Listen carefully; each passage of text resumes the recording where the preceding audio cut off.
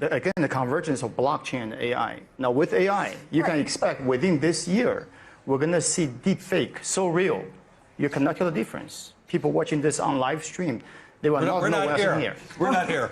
We're having dinner somewhere else. So to counter that, you need some form of digital watermark. That is actually a cryptographic evidence that this is real. Yeah. It's my signature, his signature. Who puts that? The tech companies? By the way, they're so excited at the back. They're trading crypto on the back of all these comments. It's all your fault. No, we control our private key. It's going to be private public key. It'll be personal. We'll have control. It's going to be like your irises, your fingerprints. It'll be a digital. But it's stored on blockchain, witnessed by the global population. Everybody knows. Cannot be faked. Yeah. But does this change everything for just capital markets? It will. Yeah, I mean, my gosh, if we could tokenize bonds and stocks tomorrow, one of the great things that BlackRock is being accused of is how much vote we have. I wouldn't vote anymore because we would be able, through tokenization, to know the owner of record instantaneous, and each owner of record will do their proxy voting. I would love that outcome. No, but it would democratize investing in all ways that we can't imagine. Even political systems, how you vote in a country, can be changed by that. And do you think that, again, the Trump administration will accelerate that? I think they're moving that direction. How far they actually will go remains to be seen. But if you do have a digital validator, like your fingerprints or your irises, I mean, you could tokenize voting. You could do everything. And so it will change how we think and how we live and what we do. And we've been talking to some Southeast Asian governments, including Malaysia, Thailand, Philippines, Indonesia. All of them historically have the populations who are treating black market bitcoins and what have you. But now the governments are realizing U.S. is driving a global policy shift. So they're now doing something very clever. They're saying, you know what, we're going to issue a new form of digital ID to every single citizen. Along with that is a digital wallet. Which Brazil and India has already done. You're both so... I mean, if you ask me right now, the thing that is not talked about enough, but is coming to your neighborhood faster than you think, this AI revolution is not made up. It's not overhyped. You are already, they're probably, I know, I was talking to some people backstage who are associated with businesses here in the Hartford community. I guarantee you're going to start seeing shifts in white-collar work as a consequence of what these new AI models can do. And so that's going to be more disruption, and it's going to speed up.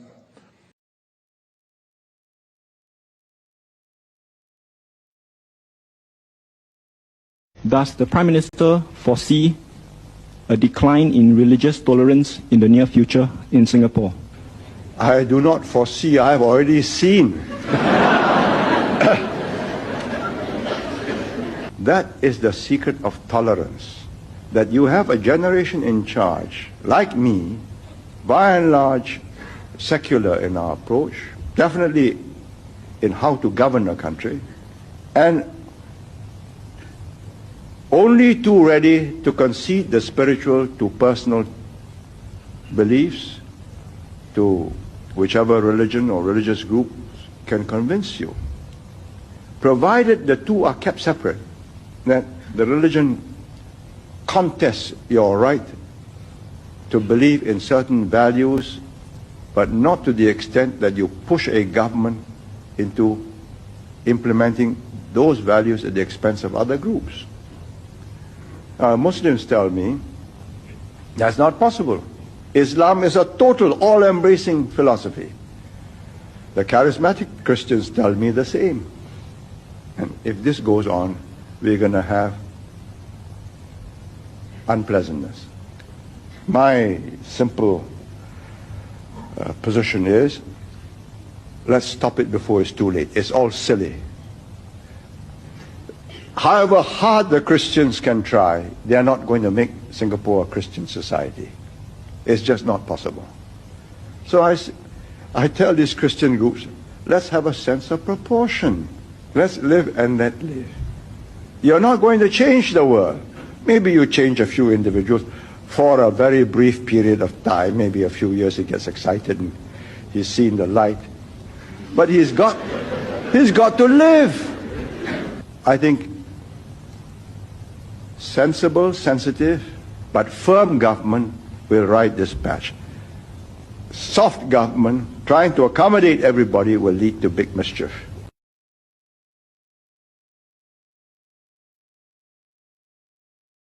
Good education means to create disobedience. When they ask me, what's good education? I said to create dissatisfaction, to create disobedience. I teach creativity and dissidence. And usually, the first class, when I go to my class, I tell them, I cannot teach creativity. I cannot teach dissidence. But what I can do is to undo what education did to you. Creativity is to use our common sense, to use our brains. But education prevents us from losing our brains. We use the brains of our professors, and we quote them all the time. We never quote ourselves, and we lose self-confidence by education, because that's how the educational system serves the political system. Each political system has a system of education to control the mind of the people. Without controlling the mind of the people, you cannot rule them. You cannot dominate them. And this is universal. And the education system is more or less a police system to control the mind. It's like to veil the mind, in fact. So my mind was veiled. When I graduated from the medical college, I was a very good surgeon, very good physician, but I was ignorant of what's happening in the world. I asked myself, why people become poor? Why the society is divided to poor and rich and classes? Why men oppress women, etc. So this questioning, we are prevented from these questions by education. We become obedient to the system, to the professors, to university. And what is dissidence? Dissidence is to say no to a system that is very unjust. If the law is unjust, I have to break it. It's my right. This is common sense. Creativity means common sense. But when we are educated in a very fragmentary way. We receive pseudo-knowledge, not real knowledge. So I had to re-educate myself.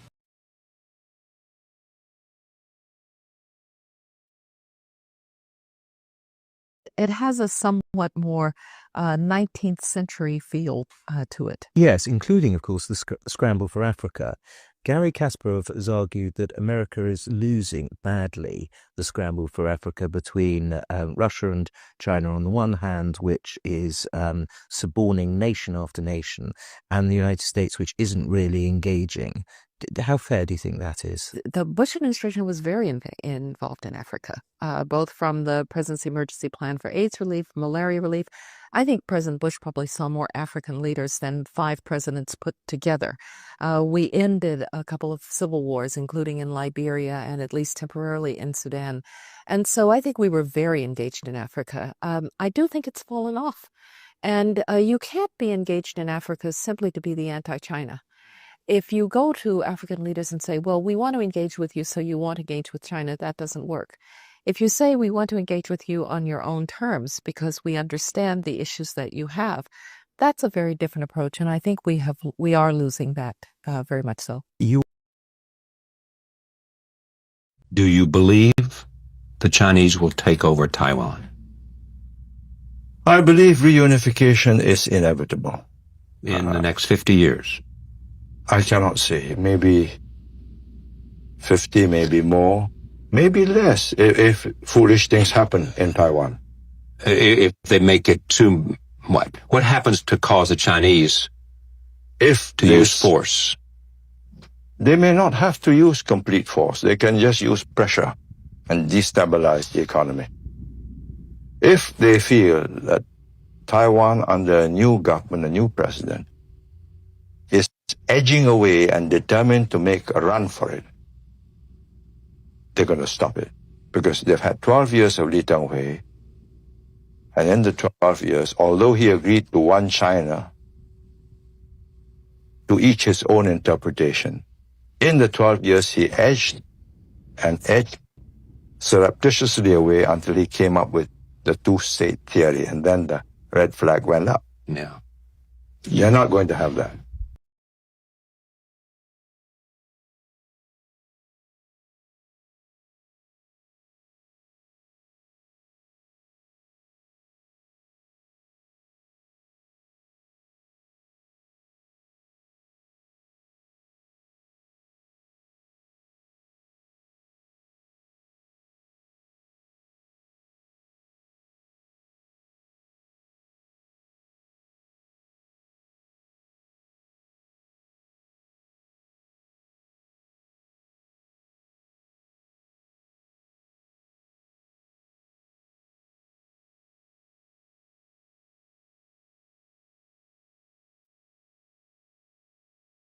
It has a somewhat more 19th century feel to it. Yes, including, of course, the scramble for Africa.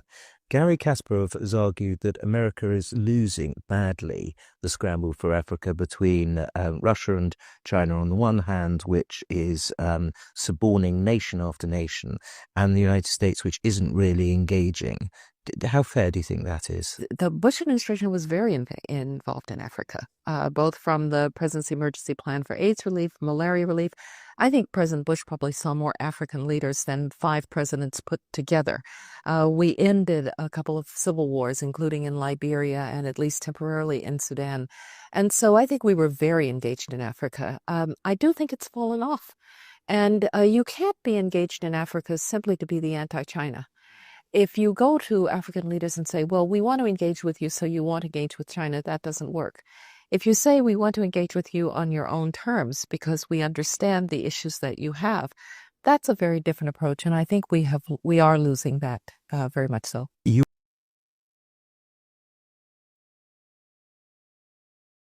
There are more people in Nigeria without electricity than anywhere else in the world. Why? Hello? Guys, can I get some lights, please?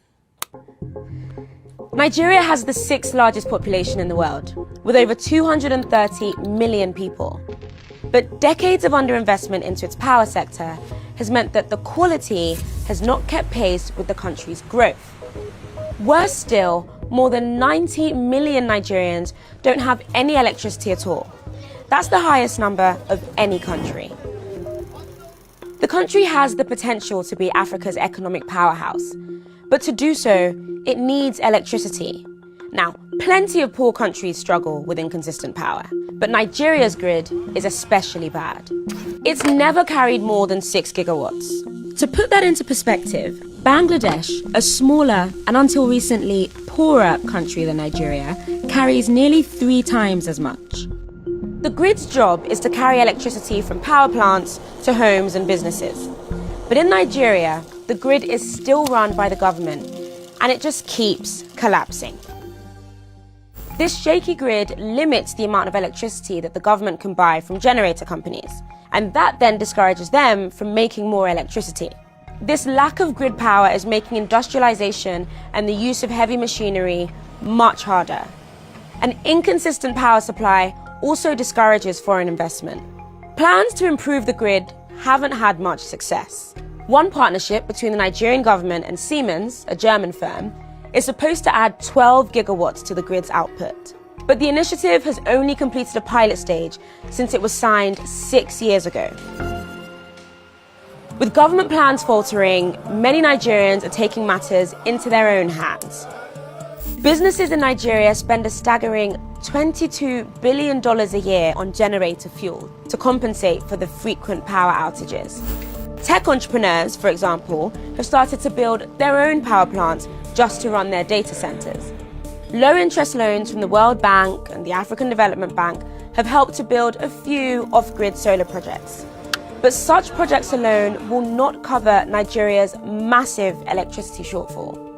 If this gaping electricity problem is not fixed, the economy will continue to operate below capacity. Nigeria cannot be Africa's economic powerhouse until it can power its own houses.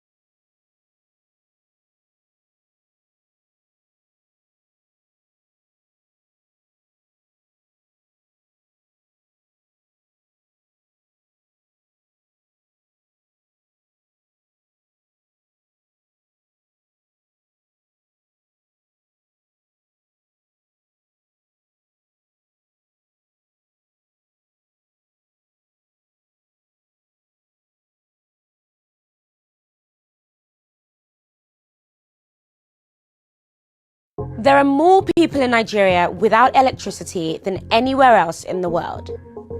Why? Hello? Guys, can I get some lights, please? Nigeria has the 6th largest population in the world, with over 230 million people. But decades of underinvestment into its power sector has meant that the quality has not kept pace with the country's growth.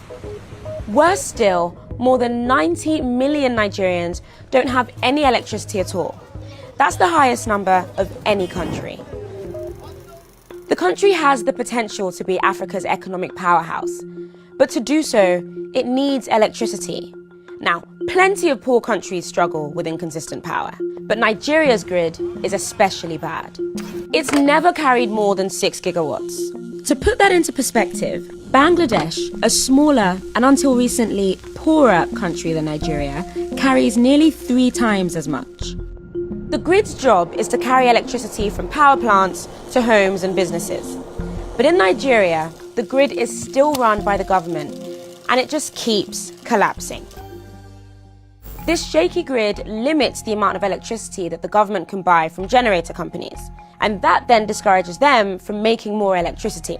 This lack of grid power is making industrialization and the use of heavy machinery much harder.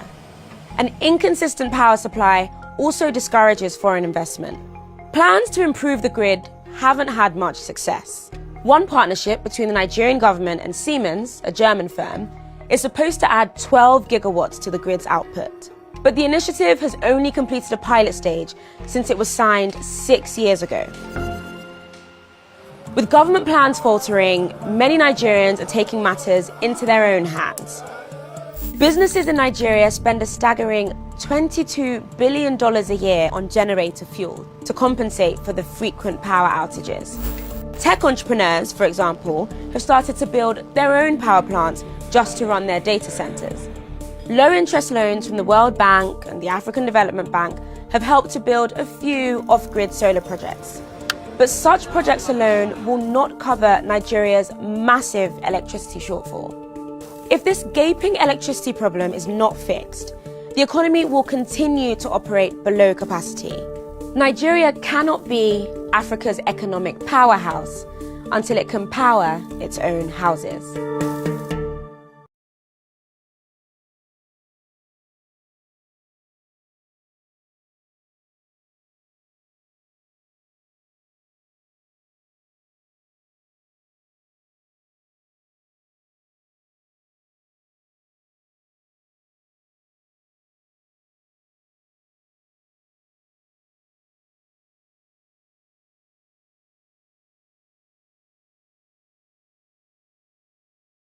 All right, we'll try to reestablish connection with Aisha, but in the meantime, the federal government may initiate a reprivatization of Nigeria's 11 electricity distribution companies if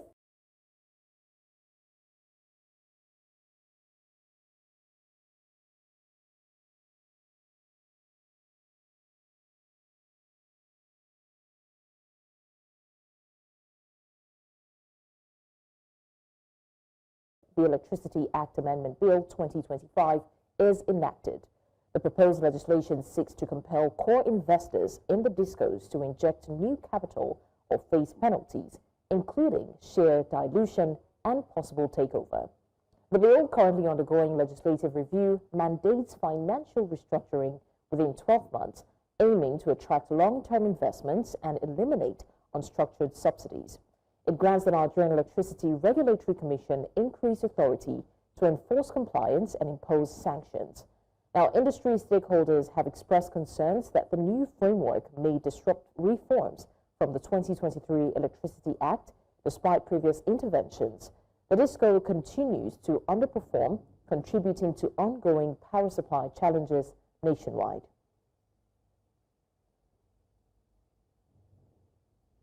We're now joined by a development economist and investment banker, Dr. Nnemeka Obioreri, for more on the reprivatization move for Nigeria's 11 electricity distribution companies. Thank you so much, Dr. Obioreri, for joining us.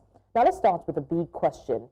This bill could lead to a reprivatization of the DISCOs. What exactly has prompted such a drastic move? I don't think the essence of the bill is intended to.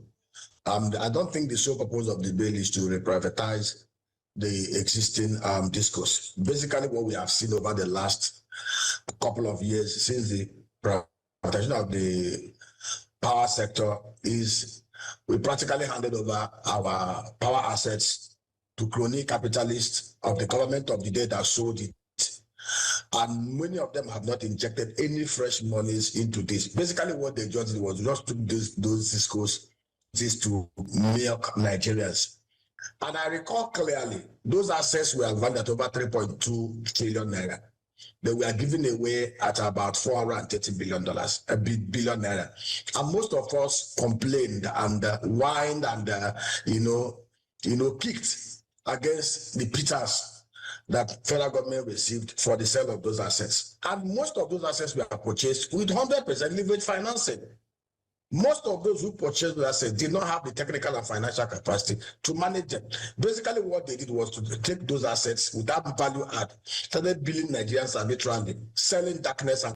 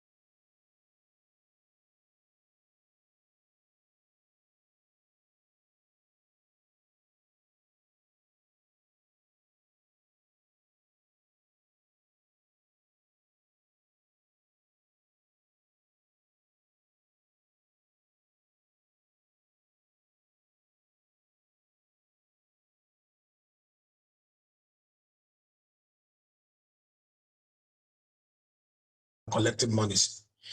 Basically, what this new bill seeks to do is to inject fresh capital into that sector.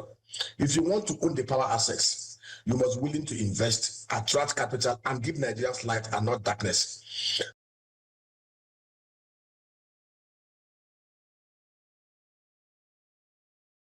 And give Nigerians light and not darkness. Owning a power asset is not the easiest route to becoming a Forbes-listed billionaire without adding value economy. And I want us to know this clearly. I was discussing with a friend in the US, another friend in Canada. I live in a place in Ikoyi where they say we are in. When I was looking at my electricity bill, we are charged 225 naira per kilowatt hour. Look at that, my friend in Connecticut, the US, that in Canada. You will see clearly that the average bill per month is about $59 to $100, and they even consume more power than me. Whereas I that live in Lagos, who barely receive 20 hours power, spend almost about $230, 3 times what those guys are paying to have darkness. So the truth is, this bill will help us to strengthen that sector.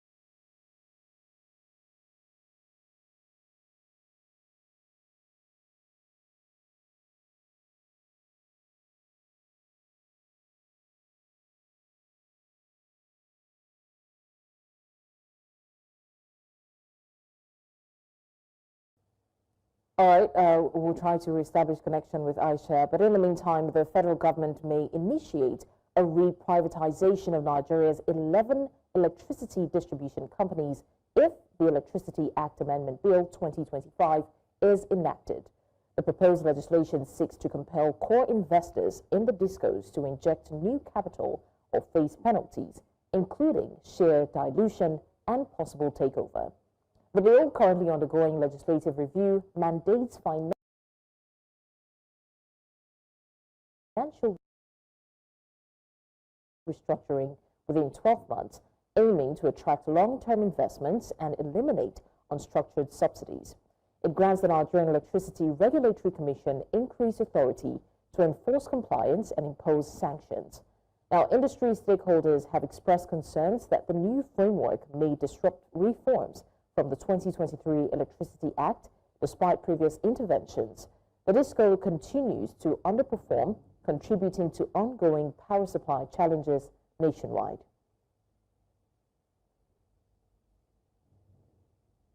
We're now joined by a development economist and investment banker, Dr. Nnemeka Obioreri, for more on the reprivatization move for Nigeria's 11 electricity distribution companies. Thank you so much, Dr. Obioreri, for joining us. Now let's start with a big question. This bill could lead to a reprivatization of the DISCOs. What exactly has prompted such a drastic move? Something, and the essence of the bill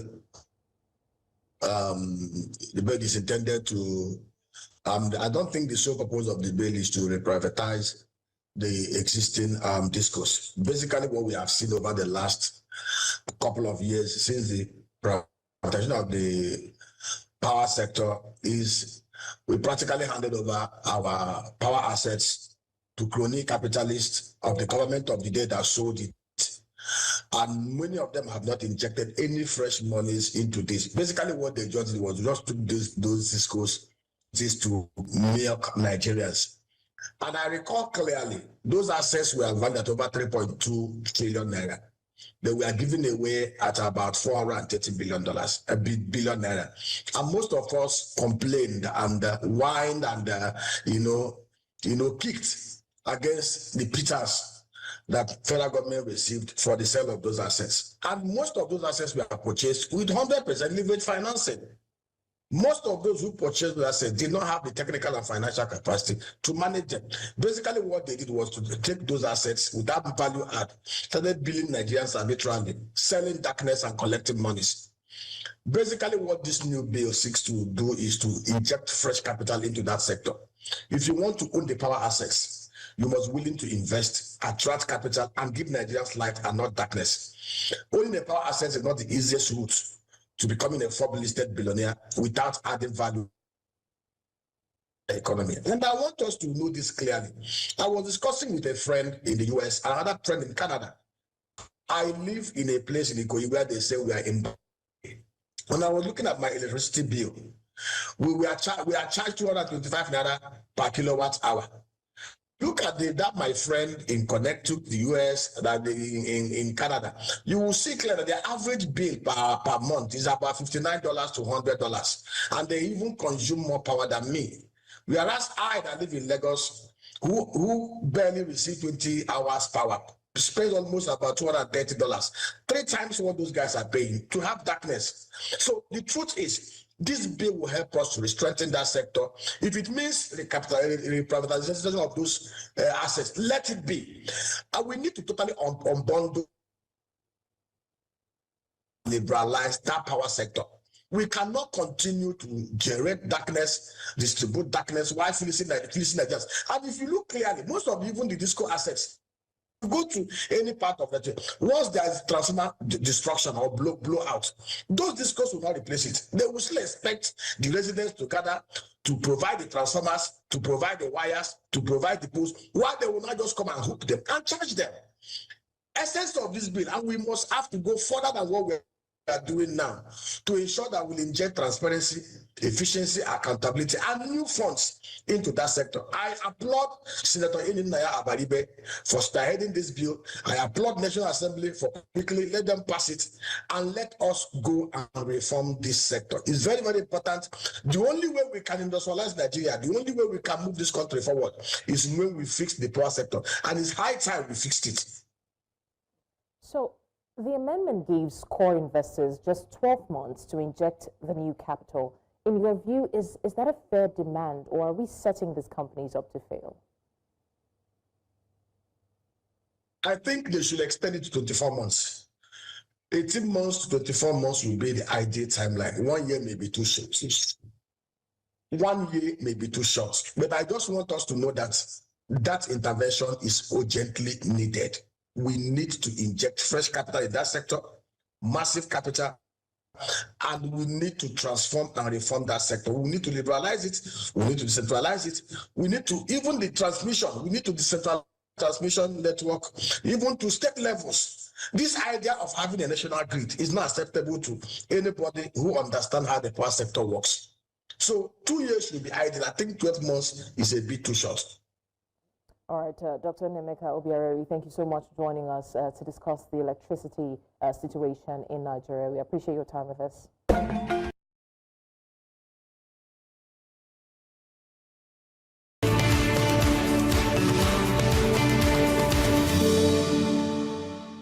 Now for Global Business Updates, Rotus Odiri joins us. Good morning, Rotus. Dr. Bati, welcome back. You're looking fresh. Good morning, Ayo. Good morning, Rufai. Good morning to all our viewers out there. Oil falling to a 6-month low. Brent crude now below $70 a barrel. Look at that, 69.76. It did climb early trading, but it's still under that. West Texas Intermediate. Basically, if you're putting tariffs on Canadian oil to the U.S., we even heard that U.S. refiners are not buying as much Mexican oil as they used to, also for Canadian oil as well, because they are afraid of tariffs. So this is just sentiment being hit. You can see there the benchmark of Nigeria at 75. You've got Brent at 69. That's an issue for every oil producer. But Trump wants lower oil. This is what he wants to see. Asian markets were pretty much in the green, minus Australia. Across the board, China's People's Congress, they say they want to spend more money on technology. So we saw technology stocks in Hong Kong rise. Alibaba has made their new AI software open source. They rallied 7%. So Asian markets were on the, even despite, and then also with Trump giving a 1 month reprieve. We'll have to talk about that, how far that goes. So for 1 month, automobile stocks in Toyota in Japan, Hyundai in Korea, those stocks rallied as well. We go to inflation in South Korea. That was released, it decelerated a bit, I think, where President Trump, Tesla climb. Ford was 1 month low. So we haven't essentially and Ayo's favorite topic, electricity tariffs. So we reached a new generation peak. Again, this is generation. So as of March the 4th, 5,801.8 megawatts.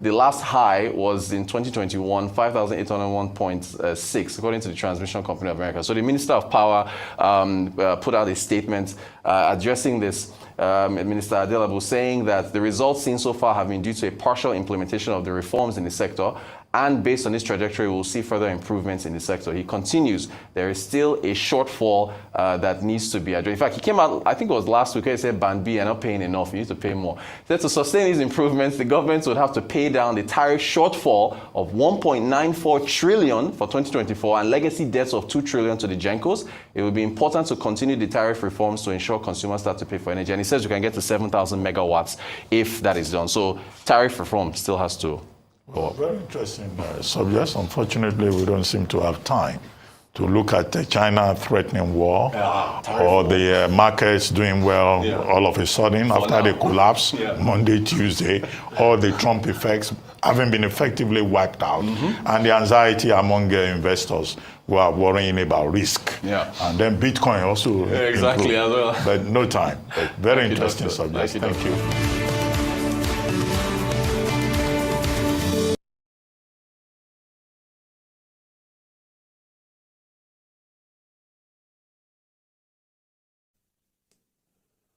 The challenges of electricity supply in Nigeria are multifaceted.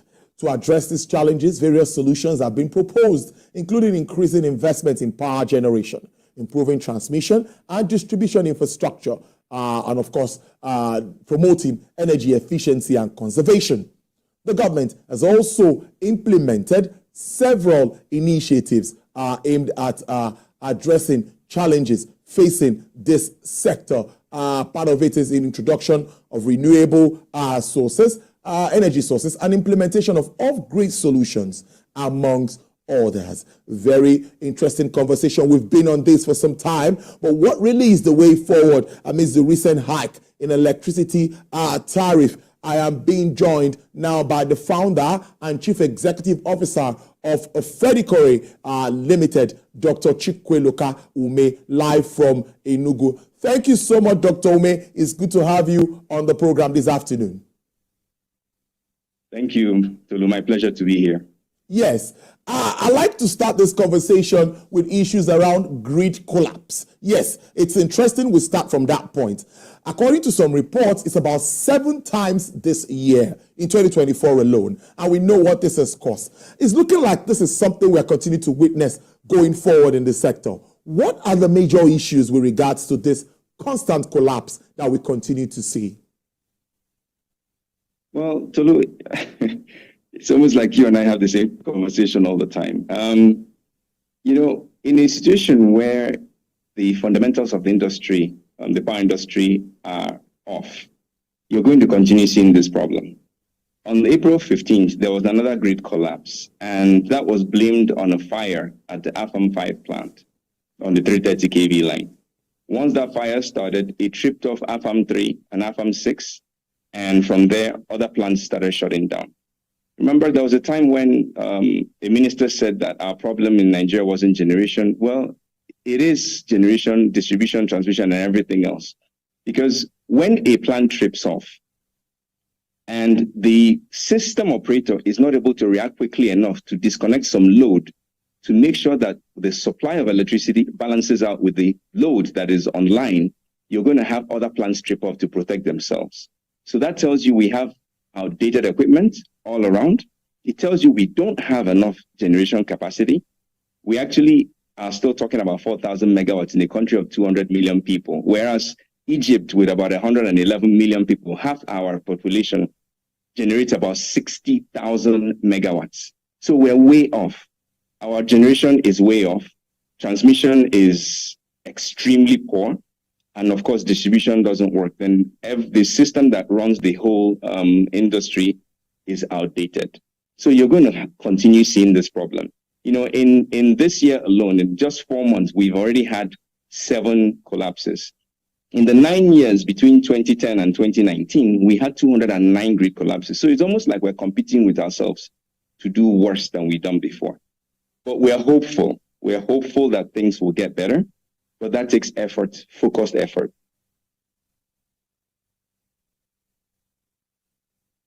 John, Nigeria's power sector is a key component of the Nigeria's economy. Now, however, it is grappling with challenges as it navigates 2025. From power shortages to outdated infrastructure and inability to meet increasing energy demands, the sector's inefficiencies continue to hinder economic growth. Now, with daily power outages, especially in rural areas, and frequent grid collapses, businesses and households face deepening frustrations. Government actions such as strategic investments in renewables and infrastructure improvements are expected to pave the way for more reliable, sustainable power future. The push for renewable energy, which includes solar and hydropower, represents power shift towards diversification. This will potentially reduce the nation's dependency on fossil fuels and addressing environmental concerns. My guest is Noelle Okodi. She's a consultant with Nextia Power. She joins me via Zoom for this conversation. Noelle, it's good to see you. How are you today? It's good to see you too. I'm good. How are you? Very well, thank you. Well, it's a rainy day here in Lagos. You would agree with me. I don't know if you have power in your place, electricity. How has it been? And tell me, what's it been like? Band A, Band B, or what band are you? How have you been coping? What's your assessment of the power sector after this change that we saw sometime last year? Yes, thanks to Lope. I think that for most Nigerians, most people might see that there hasn't really been a change because while we now have tariff bands where band A customers are paying over 200 naira per kilowatt hour and the other bands are paying lower prices because of things like grid instability, vandalism and other issues. Band A customers aren't actually getting as many hours as they should, which is 20 hours per day. And for other customers as well, when you have a grid collapse or a grid imbalance, it means that you can't get the guaranteed hours of service that you're entitled to. So from the perspective of Nigerians, most people might say that things haven't really improved, even though some people might have more electricity than before, but it's still not optimal. Now let's move forward with that challenge, grid collapse and all that we've seen in recent times. What do you make of it? What really is the challenge? Some say the situation of that grid is really not sustainable, that it cannot take it cannot take what it used to, or how do I put it? It doesn't have the capacity to accommodate us as Nigerians. 5,000 to 6,000 megawatts is what we've been generating for some time. Not even up to 6,000. I don't think we'll go to 6,000.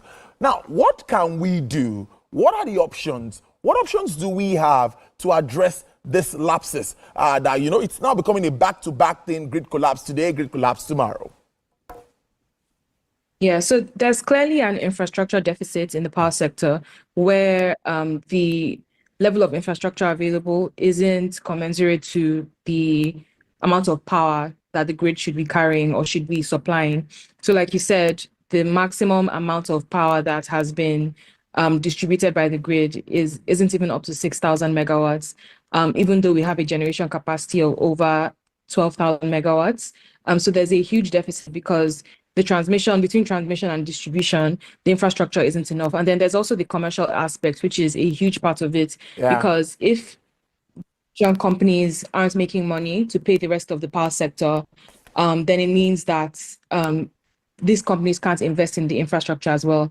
I think it was last month when we heard that the gas companies were saying that they were going to shut down gas supply to generation companies because of outstanding debts. And these debts have kept piling. So until we get to a place where the power sector is able to generate revenue and pay its bills and also invest in infrastructure, then that's when we can start seeing improvements in the level of quality of service. Do we have options with renewables? We've been hearing about solar and all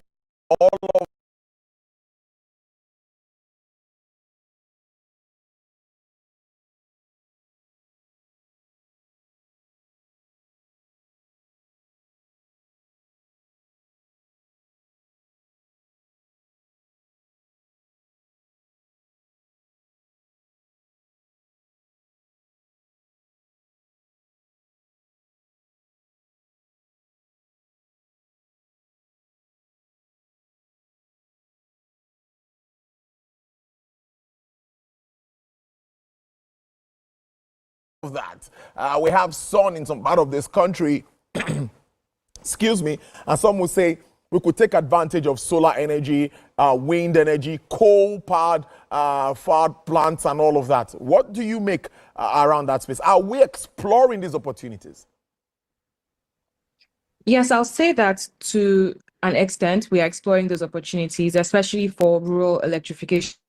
So while Nigeria, the statistic is that just over 50% of Nigerians have electricity access, but most of those people that don't have access live in rural areas. And that's where things like mini grids, solar mini grids come in. And there's been some movement there where we're seeing the Rural Electrification Agency partnering with organizations like the AFDB and World Bank to extend mini grids to these areas. So we have people in rural communities who never had power supply now being able to get power supply thanks to solar and other technologies. But then there's also, on the other hand, like households now investing in solar inverters, solar powered appliances, again, because of high electricity tariffs and high fuel prices, and then also commercial and industrial customers buying into solar panels, solar rooftop, or solar as a service, where they are getting services from companies like Daystar, Starsites that are providing power as a service to them, or solar as a service. So these are improvements that are happening, but we're not seeing it happen at the grid level yet. And again, it's because of the infrastructure deficit. So you have a grid that can't even take more than 6,000, up to 6,000 megawatts, and you now want to include variable sources of electricity like solar and other renewable energy sources. So basically, if you want to get more variable sources or more renewable sources on the grid, we need those infrastructure developments that I've been talking about. And until we have that, we'll keep seeing scattered development in terms of renewables. So like customers here and there buying into renewables off grid, but we're not seeing that movement on grid. A great one. Now but we're also looking away from, let's look at efforts by government now. Support has been coming. We've seen supports from international agencies trying to support government one way or the other to improve Nigeria's electricity sector. But the discourse will always come up with that issue of cost reflective tariff, which took us to the band A, band B, and band C thing. But my question to you really would be, this level of stability that we have in some of these bands. Some band A customers will tell you, oh, we are doing pretty well. Some band B customers say, oh, we're also doing pretty well. But how do we balance it moving forward so that even those on band E or band E, band C, or what band that have 3, 4, 5 hours a day, some don't even get supply at all at the moment. Now, how can we balance that? That is one. Then what also is the role of the Rural Electrification Agency in all of this? The rural areas, some have not had power for years. So what can they also do with regard? Because I know this grid cannot supply electricity to all of these rural areas, some of these rural areas. Yeah. So I'll start with your first question. So as much as we are saying that tariffs are cost reflective, only band A tariffs are actually cost reflective. Band B to E are still paying prices that are lower than the market price. Yeah. And that's something that a lot of people are ignoring. And I know that earlier in the year, there was news that tariffs were going to go up for even those bands as well. And it's not just for the DISCOs, right? Even the GENCOs, TCN, all the companies in the power sector, the gas companies as well, they need cost-reflective tariffs because they need to make back the money that they've invested in the sector. So that's one thing. And then so essentially what I'm saying is that tariffs are not yet cost-reflective. So we aren't even seeing the dividends of cost-reflective tariffs because that doesn't really exist on a large scale yet. And then in terms of the REA, even at the moment, so band A tariffs are over 200 naira, but band B, C, D, E are paying between 30 and 60 naira per kilowatt hour. So there's that huge discrepancy. And that's largely below the market price that they should be paying. And in the coming months, we expect that tariff should even go up for those bands if we want everyone to be on cost-reflective tariffs. So that's one issue that is still under the radar for now. But then in terms of the REA, they are doing a lot. So like I mentioned, there are mini grids being deployed to rural communities, but beyond that, even to primary healthcare centers, schools, universities. The REA has certain programs that they've been deploying mini grids, hybrid and solar mini grids to these institutions and communities, and they're actually making a difference for electrification for people that have never even had electricity in Nigeria. Well, that's also. Then let's look at energy transition and what's been happening in the Donald Trump tariff issues, what's happening to the oil market, and of course the energy market. What are you learning with regards to all of this, Noelle? Yeah, so I think you mentioned when you were reading out the news that oil prices have declined. So between January 15th today, oil prices have declined from about $82 per barrel to $65 per barrel. That's a significant drop. So it's not just even the tariffs. Obviously, the tariffs are causing uncertainty because there's fears of a recession, which will reduce demand and also reduce oil prices. So, which are reducing oil prices, the fears of recession. But there's also the sanctions on Iran because the US and Iran are currently negotiating, and it's not clear where that will go. So there's also uncertainty from that. But then there's also OPEC, and there's a lot of uncertainty within OPEC as well, within their relations, because they voted to increase oil supply in May. And this is coming at a time when there are fears of demand declining. So all these issues together are causing a contraction in oil prices because investors are obviously uncertain about what's going to happen next. If that happens, I'm worried about Nigeria. Our budget of about 55 trillion naira. And now, if anything happens to the price of crude, and we are not ramping up production, that might affect our projections, revenue projections. Definitely. It definitely will affect our revenue projections. So Nigeria's oil production has peaked. Nigeria's oil production peaked in January. Between January and now, crude oil production, excluding condensates, has declined from, I think, 1.5 to about 1.4, and it's been declining from January, February, and March. Not significantly, but there's still that notable drop. And due to issues like the explosion in River State affecting oil infrastructure and other issues as well. And then you combine this with lower oil prices, that obviously results in a reduction in crude oil revenue, government revenue, export revenue as well. But I think you should also look at the bright side for consumers, minus the fact that obviously it affects government revenue. For consumers, it means lower petrol prices, lower diesel prices, which I think most people will probably welcome. So if Trump goes ahead with his baby drill, and they continue to drill, and there's so much oil coming in from that end, do you see it further affecting the price of crude moving forward? And of course, oil producing countries like Nigeria, Angola, and all of that, what do we do? What can we do to help ourselves? Yes, so that's a tricky question because the thing with Trump's presidency is that there's a lot of uncertainty. So even I can't say what he's going to do tomorrow, and that's something that spooks investors, obviously. I agree with you. You don't know what to expect. You don't know how to plan either. So even if there's an increase in oil supply, if demand is declining because of tariff wars and there's a recession, then there's going to be a supply glut and oil prices will go down. So the thing to watch out for with oil prices or with the oil market is the balance between demand and supply. A drop in demand obviously causes a drop in price.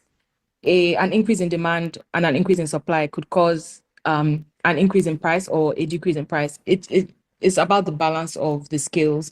So Trump saying drill, baby, drill is one thing, but then what's happening on the demand side, I think putting those two together will help people plan. But at the same time, like I said, we don't know what he's going to do next. And that's the fear for investors and for countries like Nigeria and Angola.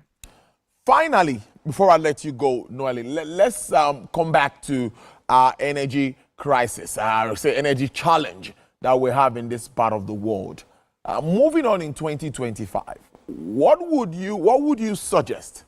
What do you think? What sort of handshake? What sort of partnership would you be expecting from maybe government, private sector players, international agencies and all moving forward to at least, improve what we have? The gas guys are there, they want to make their money. The discos are there, they want to also make their money. Just the transmission end is still being partly controlled by government. And many say it should be privatized. Well, that's open for argument. So if you look at all of this, which is the weakest link? What needs to be done? Yeah, so I think what the government needs to focus on is creating an enabling environment, which is obviously what the government can do in cases like this to help the private sector thrive. So, for instance, in the power sector, it means cost-reflective tariffs. In the gas sector, it means removing the bottlenecks of gas price caps on domestic gas, also the indebtedness between the power sector and the gas producers. So there's all these issues, and also the pending subsidies. I know that there were subsidies between the government and the power sector, but those subsidies are largely unpaid, and that's also affecting the gas suppliers. So removing these bottlenecks is key to unlocking all these removing these bottlenecks is key to unlocking supply, and also just making the environment one that businesses can thrive in. Because but we know that uncertainty is not good for business. So there's also this example of a policy that was announced or that is being played around with, I don't know, in the government about banning solar panel imports. I'm not sure where that is going, but that's an example of a policy that will not serve businesses in Nigeria because we're not at the level where we're manufacturing yet. So banning solar panel imports just means reducing solar uptake in Nigeria. So these are the things that the government needs to look at. How can policy enable the private sector rather than stifling the private sector? Interesting chat as always. Nolo Kudi is a consultant with Nextel Power. Thank you so much. Would have loved to have you here in the studio, but all the same, see you soon. Yeah. Thank you. Bye. Interesting chat as always. Noel Okudi is a consultant with Nextel Power. Yes, we will take a break, but when we come back, we will take our conversation to look at Nigeria's reputation management and national development. I have Mr. Yomi Badejo Kusanya. He's the chairman, board of the Nigerian Reputation Management Group. He's a fellow, the NIPR. He's live in the studio. After this break, don't miss that conversation. We're right back.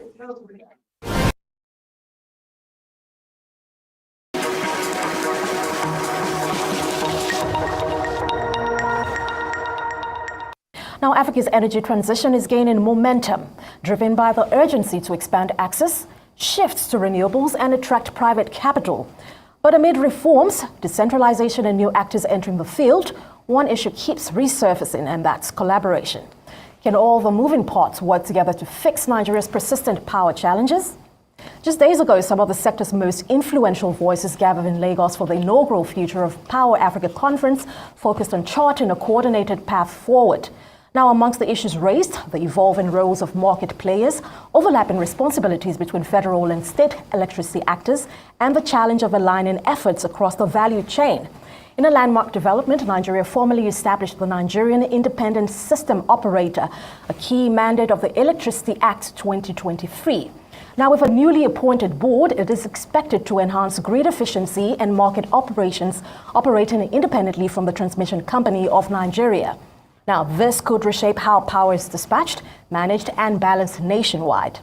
My guest today is someone at the center of these conversations. Engineer Jude Nwoko is the convener of the Future of Power Africa Conference and MD and CEO of Millwater Limited, a firm working to plug critical power infrastructure gaps across the country. Together, we will unpack how deeper collaboration could be the key to unlocking Nigeria's power potential. Engineer Nwoko, it's such a pleasure to have you. Good morning. Good morning. Good morning, Abby. Right. It's always a pleasure to be back here to have these conversations. And you're always most welcome. You know, congratulations. We have to start off with that. You know, today is full of congratulatory messages on your inaugural conference for the Future of Power Africa. Very well done. I can attest to the success of that, having been present. So let's begin with that. What are some of the two or three key messages that emerged from this conference? And what do they tell us about where the sector is headed, more importantly?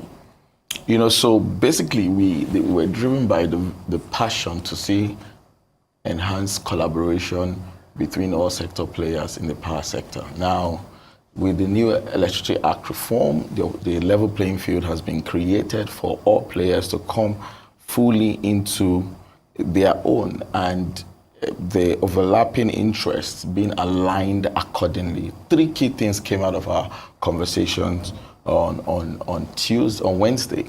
First was the urgent need for a diversification of our power sector, in terms of, just moving away from grid to renewable energy.